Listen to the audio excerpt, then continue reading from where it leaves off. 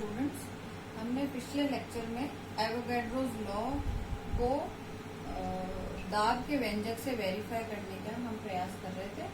तो हम Avogadro law हमारा क्या कहता है? एवोगैड्रो लॉ कहता है कि समान ताप व दाब पर समान आयतन वाली विभिन्न गैसों में अणुओं की संख्या समान रहती है। उसको हम वही अपने जो दाब का व्यंजक है उससे भी सिद्ध करेंगे। तो हमने जो दाब का व्यंजक पढ़ा था वो क्या था? P बराबर 1/3 mn c² bar upon V। अब हम इसके लिए दो गैसें ले लेते हैं। गैस 1 लिया, गैस 1 में N1 अणु है और उनका द्रव्यमान हमने M1 मान लिया। तो इस प्रकार से P जो है वो कैसे लिख सकते हैं हम? 1/3 M1 N1 upon V C1² बार। अब क्योंकि आयतन समान लिया है, दाब भी समान ले रखा है, ठीक है। अब हमने इसको थोड़ा सा सिंप्लीफाई करके PV बराबर इस तरीके से समीकरण 1 लिख ली। ठीक इसी प्रकार से हम दूसरी गैस भी ले लेते हैं। दूसरी गैस में अणुओं की संख्या माना N2 है और उनका द्रव्यमान M2 है और उनका जो वर्ग माध्य मूल वेग है वो हमारा C2 है। तो उसी ऊपर के बाती ही इसमें भी PV का मान निकाल लिया। PV का मान हो जाएगा 1/3 M2 N2 C2² बार। अब इक्वेशन 1 और 2 की लेफ्ट हैंड साइड सेम है तो राइट हैंड साइड भी सेम होनी चाहिए, इसलिए हम उन दोनों को इक्वेट कर देते हैं। तो इक्वेट करने पर ये थोड़ा सा सिंप्लीफाई करके आपके पास समीकरण 3 आ गई। अब हमने इसके अंदर एवोगैड्रो लॉ क्या कहता है? समान ताप व समान दाब पर। तो ताप समान है, तो हमारा ताप समान होने के कारण क्या होगा?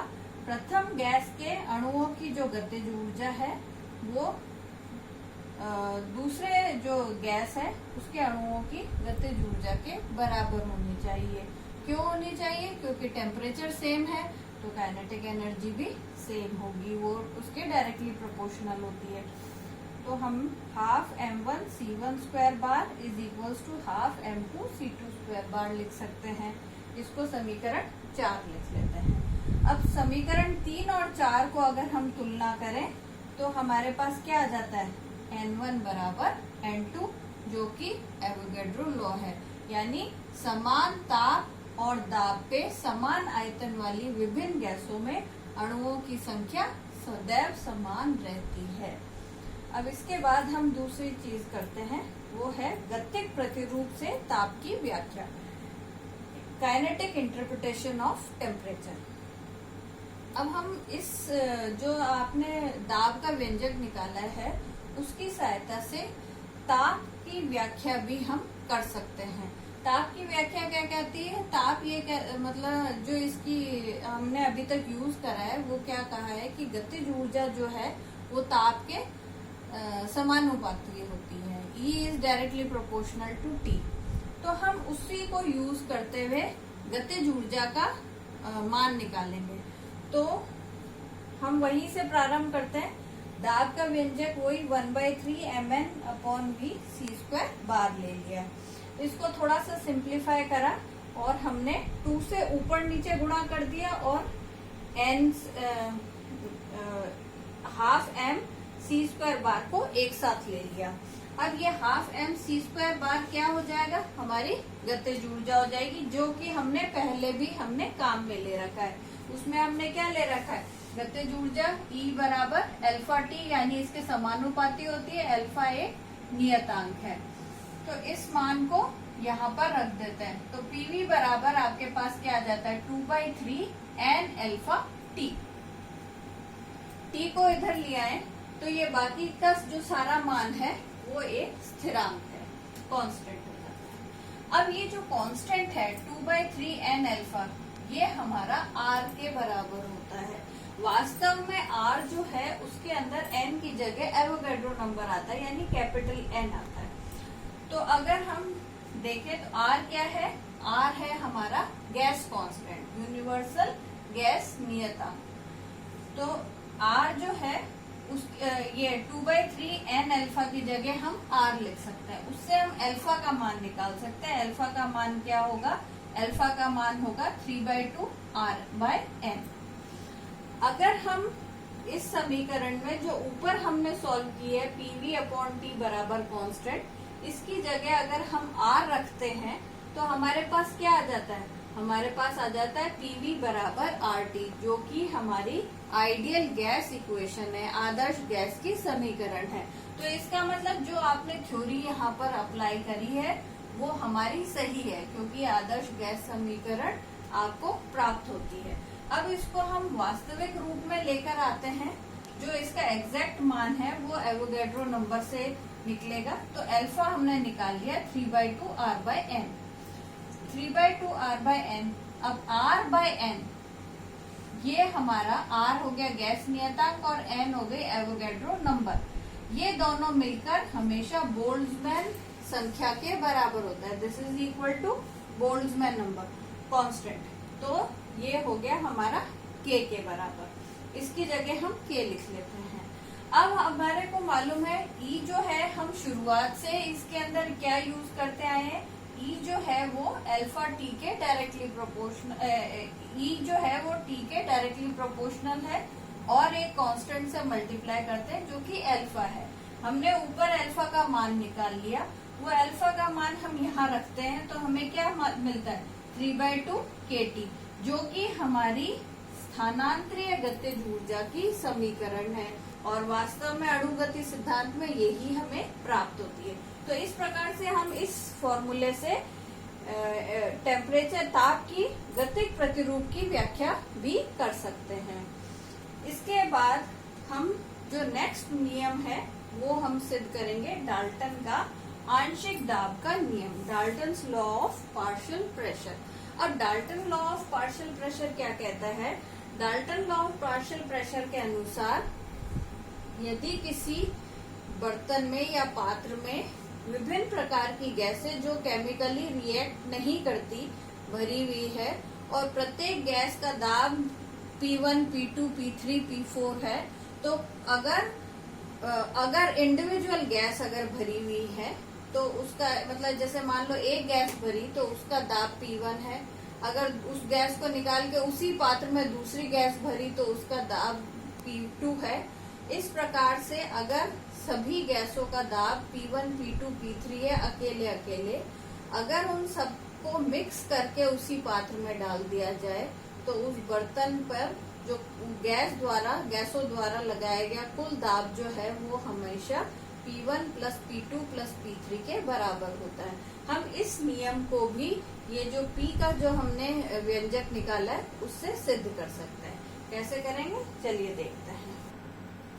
तो अब हम डाल्टन का पार्शियल प्रेशर का नियम सिद्ध कर रहे हैं। तो इसके लिए हमने मान लिया कि माना एक गैस जो है उसके अंदर अणुओं की संख्या N1 है और उनका द्रव्यमान M1 है और उनका मूल माध्य वेग C12 है। इसी प्रकार अन्य गैसों के लिए भी मान लेते हैं। अब अणुगति सिद्धांत से के अनुसार PV बराबर 1/3 mnc² बार होता है। तो उसमें हम पहली गैस के लिए कैसे लिख सकते हैं, P1V, क्योंकि पात्र समान है इसलिए V सेम रहेगा। प्रेशर P1 जो है वो प्रथम गैस का प्रेशर है, 1/3 m1n1 c12 बार। ऐसे ही हम दूसरी गैस के लिए P2V निकालते हैं और इसी प्रकार से जितनी गैसें उन सभी के लिए अलग अलग निकाल लेते हैं। यहाँ पर ये जो समीकरणें निकाली हैं वो तब है, ये दाब P1 कब है, जब अकेले उस पात्र के अंदर प्रथम गैस भरी गई है। P2 दाब वो है जब द्वितीय गैस केवल उस पात्र के अंदर भरी गई है, अन्य और कोई गैस नहीं है। अब हम इन सभी समीकरणों का जोड़ कर देते हैं। जोड़ करने पर हमारे को समीकरण 1 प्राप्त होती है। अब हमारे को मालूम है कि जिस पात्र के अंदर रखी है गैस वो एक ही प्रकार के वातावरण में है तो उनका ताप सभी का समान होगा। अगर ताप सभी का समान होगा तो उन सभी की जो गतिज ऊर्जा है वो भी समान होगी। इसलिए हाफ m1 c12 बार बराबर हाफ m2 c22 बार और इसी प्रकार से सारे गतिज ऊर्जाएं समान होगी। माना उन सभी गतिज ऊर्जाओं को हम एक गतिज ऊर्जा के बराबर मान लेते हैं जो कि 12mc² बार से निर्धारित की गई है। तो अब हम ये मान समीकरण 1 में रख देते हैं। समीकरण 1 में ये मान रखेंगे तो ये बाकी सारी जो समीकरण है उसमें से कॉमन निकल जाएगा और n1 n2 अंदर रह जाएगा।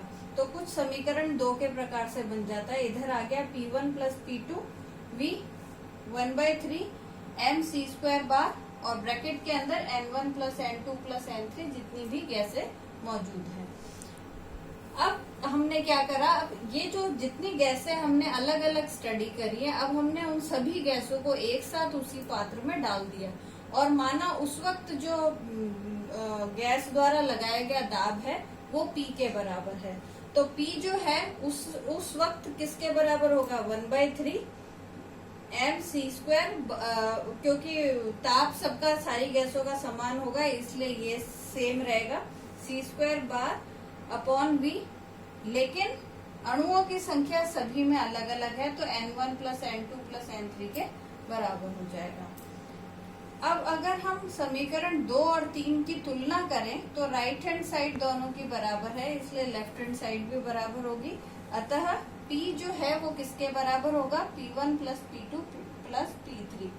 या यह कह सकते हैं कि जब गैसों को एक ही पात्र में मिक्स करके रखा जाता है जो कि केमिकली इनएक्टिव है, मतलब वो आपस में कोई रासायनिक अभिक्रिया नहीं करती, उन गैसों का कुल दाब जो है वो उन सबके आंशिक दाबों के जोड़ के बराबर होता है।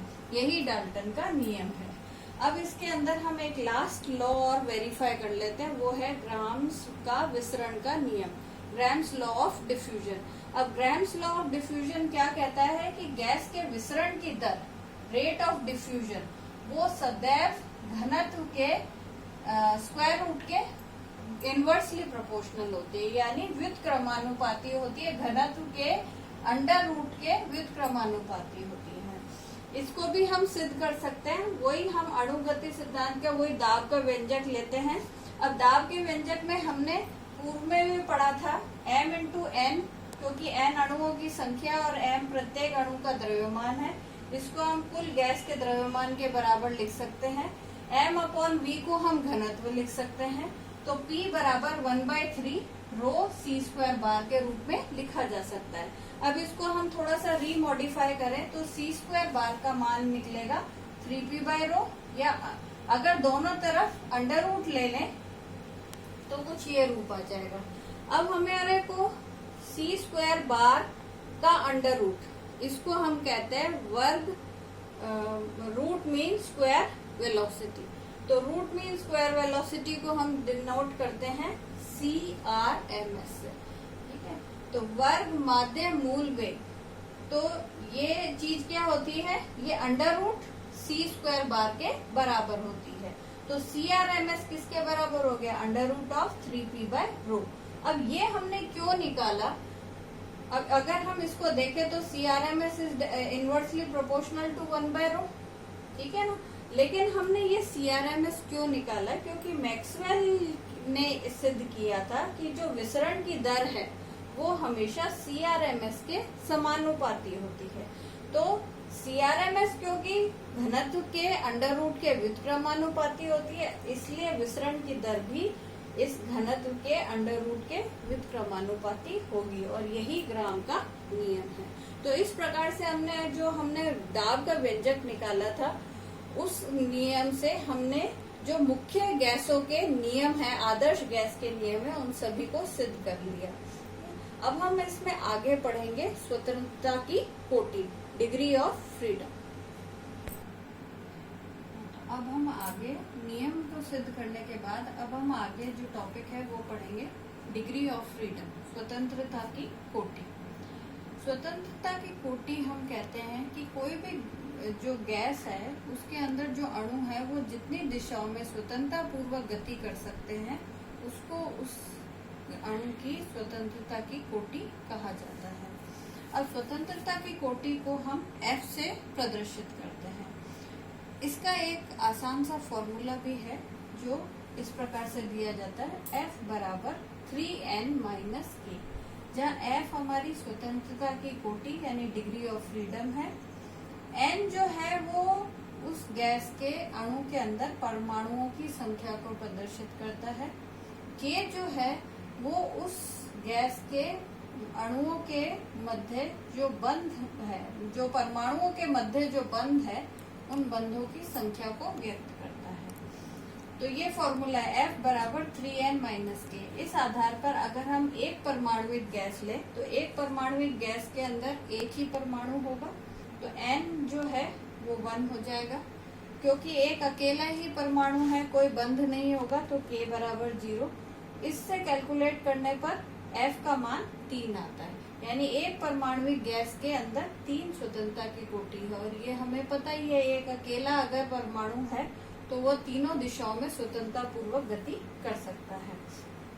ठीक इसी प्रकार अगर हम द्विपरमाणुविक गैस ले, द्विपरमाणुविक गैस के अंदर 2 परमाणु होंगे तो n का मान 2, उनके बीच में बंध एक ही होगा तो k का मान 1 और F बराबर 5 होता है। ऐसे ही अगर हम त्रिपरमाणुविक ले तो उसके अंदर जो परमाणुओं की संख्या है वो 3 होगी।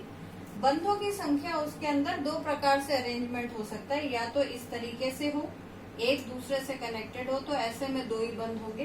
दूसरी स्थिति ये हो सकती है जिसमें 3 बंध होंगे। तो अगर 2 ही बंध है तब तो स्वतंत्रता की कोटि 7 होगी, और अगर 3 बंध है तो स्वतंत्रता की कोटि 6 होगी। इस प्रकार से हम इस फॉर्मूले से किसी भी गैस के अंदर जो अणु है उसमें स्थित परमाणुओं के आधार पर हम उसकी स्वतंत्रता पूर्वक चलने की गति का निर्धारण कर सकते हैं। अब ये इसलिए इतना इम्पोर्टेंट है क्योंकि इसके आधार पर एक ऊर्जा का समविभाजन का नियम दिया गया है, law of equipartition of energy. ये नियम क्या कहता है?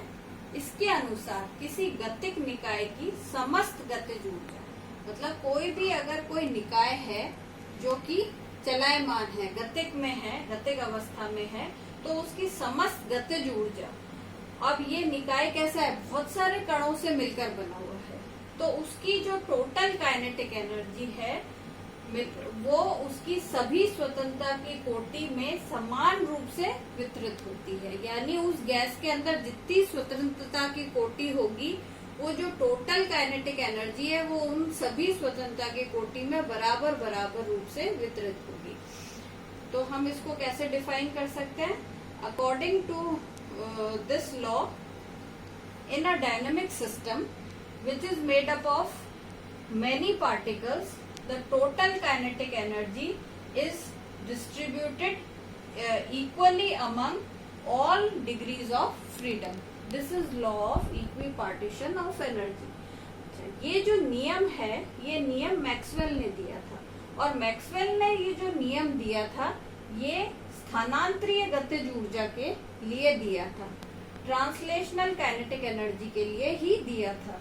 लेकिन बाद में बोल्ट्जमैन ने ये सिद्ध किया कि ये नियम घूर्णी व कंपन गतिज ऊर्जा पर भी इसी प्रकार से लागू होता है। और यदि किसी गैस की स्वतंत्रता की कोटि F है तो कुल औसत ऊर्जा उस गैस की कितनी होगी? हाफ FkT होगी। यानी हाफ kT प्रत्येक स्वतंत्रता की कोटि को ऊर्जा प्राप्त होगी। अगर उसकी स्वतंत्रता की कोटि 3 है तो उस गैस की कुल औसत ऊर्जा कितनी हो जाएगी? 3/2 kT के बराबर हो जाएगी।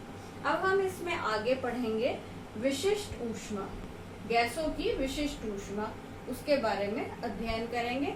तो उसमें हम ये जो स्वतंत्रता की कोटि है उसका भी उपयोग करेंगे। इससे अगले वाले लेक्चर में। धन्यवाद।